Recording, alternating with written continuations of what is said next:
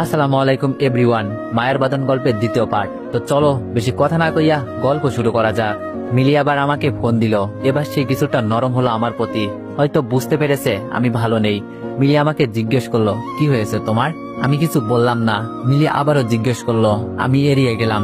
মিলি আমার কাছ থেকে কোনো উত্তর না পেয়ে চুপ হয়ে গেল। আমি তাকে বললাম, তোমাকে একটা কথা বলতে চাই। তুমি সত্যি সত্যি মন থেকে উত্তর দিবে।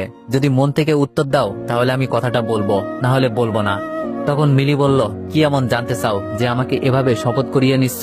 খারাপ কিছু না তো? তখন আমি হেসে বললাম, ধরে নাও তাই, খারাপ কিছুই জানতে চাইবো।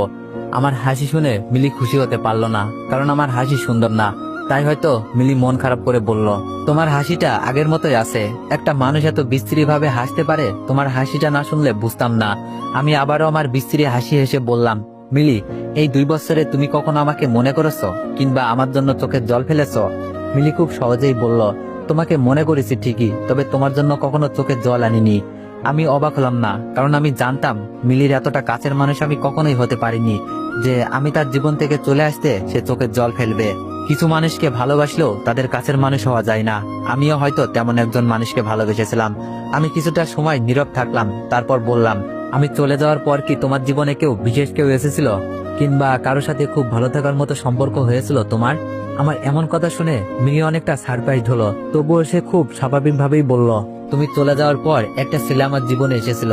ঠিক তোমার মতো করে হাসতো, তোমার মতো করে কথা বলতো, তোমার মতো করে অভিমান করত। ওর মাঝে জানো আমি তোমাকে খুঁজে পেতাম, কিন্তু এক সময় ও আমার জীবন থেকে চলে গেল। কি কারণে আমাকে ছেড়ে চলে গিয়েছে সেটা আজও আমার কাছে অজানা। মিলির মুখ থেকে কথাগুলো শুনে অনেক বেশি খারাপ লাগলো আমার। বুকের বাম পাশে প্রচন্ড ব্যথা অনুভব করলাম। মনে হলো বুকের ভেতর থেকে ছিন্ন ভিন্ন হয়ে কোনো কিছু বের হতে আসতে চাইছে। নিজের এক সময়কার ভালোবাসার মানুষের কাছ থেকে এরকম কিছু কথা শুনলে কার না খারাপ লাগবে? আমরা ভাবি আমাদের ভালোবাসার মানুষটা হয়তো আমাদেরকে এখনো বলতে পারেনি, আমাদের জন্য এখনো মাঝরাতে একাকী নীরবে চোখের জল ফেলে। কিন্তু বাস্তবতা হলো আমাদের প্রিয় মানুষটা আমাদেরকে মনে রাখে না, আমাদের জন্য কাঁদে না। সে নিজেকে নিয়ে ব্যস্ত হয়ে পড়ে, অন্য কারো চোখের জল মুছে দেওয়াটাই জীবনের সার্থকতা মনে করে। আমাদেরকে মনে করার সময় তার হয় না। আমি দুঃখ ভারাক্রান্ত মন নিয়ে মিলিকে বললাম, ছেলেটা বুঝি আমার থেকেও অনেক সুন্দর ছিল, তোমাকে অনেক ভালো রাখতো? তখন মিলি বলল, সেটা জানি না, তবে তার সাথে যতদিন ছিলাম ততদিন তোমাকে খুব একটা মনে হয়নি আমার। মনে হয়নি বললে ভুল হবে, ও আমাকে তোমার কথা মনে করতে দেয়নি। এর জন্যই হয়তোবা তোমাকে ফোন না দিয়ে থাকতে পেরেছি। আমি বললাম, তার মানে ওই ছেলেটা যদি তোমার জীবন থেকে চলে না যেত তাহলে আমাকে কখনোই ফোন দিতে না, আমার সাথে যোগাযোগ করতে না। তোমার বিচ্ছেদটাই আমার সাথে যোগাযোগ করতে তোমাকে বাধ্য করেছে। মিলি বলল, হ্যাঁ, এমনটাই ধরে নিতে পারো। আমি বললাম, আচ্ছা বলো তো, আমাদের দুজনের মাঝে এখন তোমাকে কাকে বেশি মনে পড়ে? মিলি বলল, তোমাকে মনে পড়ে। ও চলে যাওয়ার পর তোমাকে অনেক মনে হতো। তোমার সাথে অনেকবার যোগাযোগ করতে চেয়েছি, পারিনি। তোমার নাম্বারটা হারিয়ে ফেলেছিলাম, পরে অনেক কষ্ট করে জোগাড় করেছি। আমি বললাম, শুনে ভালো লাগলো। আমি চলে যাওয়ার পর তুমি অনেক ভালো ছিলে। মিলি বলল, আমার সাথে ব্রেকআপের পর তোমার জীবনে কোনো মেয়ে আসেনি? ওয়েট ওয়েট ওয়েট, দুইটা কথা বলবো। জানি তোমাদের খারাপ লাগবে, কিন্তু না বলেও থাকতে পারলাম না। একটা ছেলে সারাদিন কষ্ট করে ভিডিওগুলা মেক করে, আর তোমরা হয়তো জানোই একটা ভিডিও মেক করতে কতটা কষ্ট হয়। কিন্তু তারপরও তোমরা কি করতেছো? গল্পগুলা কপি করে নিজেদের আইডিতে ছাড়তেছো।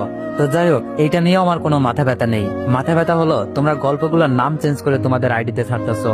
কিন্তু আমি অনেক টিকটক আইডি দেখলাম যারা আমার গল্পগুলো ছেড়ে মিলিয়ন মিলিয়ন ভিউ কামাচ্ছে, কিন্তু আমার টিকটক আইডিতেই কোনো ভিউ নেই। আর পরশুদিন আমি আমার টিকটক আইডিতে মায়ের বাদন গল্পের ফার্স্ট পার্ট আপলোড করি। জানি না কি কারণে আর আইডিতে ভিডিওটা শো করছে না।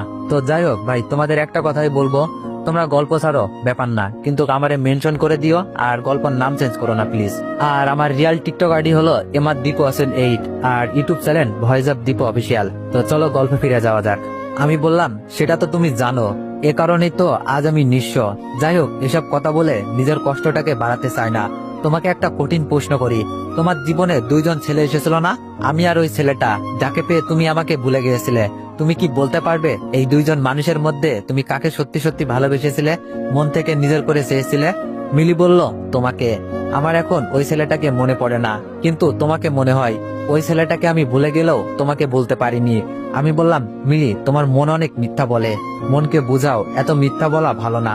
সত্য কি জানো, তুমি আমাকে কখনো ভালোই বাসনি। যদি বাসতে তাহলে কখনোই তুমি দ্বিতীয় কাউকে ভালোবাসতে পারতে না, দ্বিতীয় কারোর সাথে সম্পর্ক জড়িয়ে আমাকে ভুলে যেতে না। মিলি বলল, মানুষ কি একজনকে ভালোবাসা অবস্থায় অন্য কারোর সাথে সম্পর্ক জড়ায় না?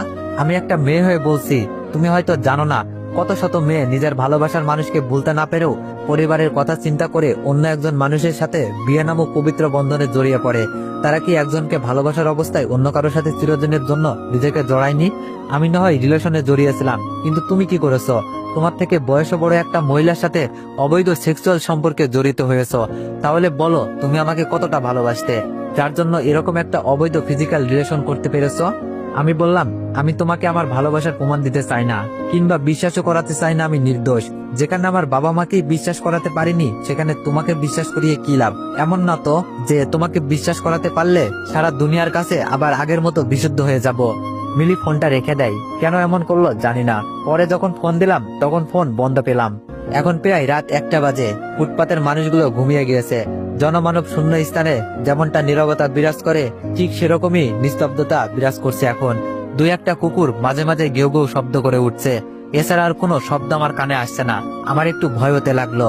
এত রাতে একা একা কখনো এমন অবস্থায় পড়িনি, তাই ভয় হওয়াটা অস্বাভাবিক কিছু না। হঠাৎ করেই দূরে একটা বেঞ্চিতে আমার চোখ আটকে গেল। হলুদ শাড়ি পরে একটা মেয়ে বসে বসে মোবাইল টিপছে। ভয়টা যেন আরো তীব্রতর হতে লাগলো। এত রাতে কোনো মেয়ে তো এখানে থাকার কথা না। তাহলে কি কোনো ভূত পেতনি? পেতনিরা কি হলুদ শাড়ি পরে নাকি সাদা শাড়ি পরে? পেতনি হলে নিশ্চয়ই হলুদ শাড়ি পরতো না।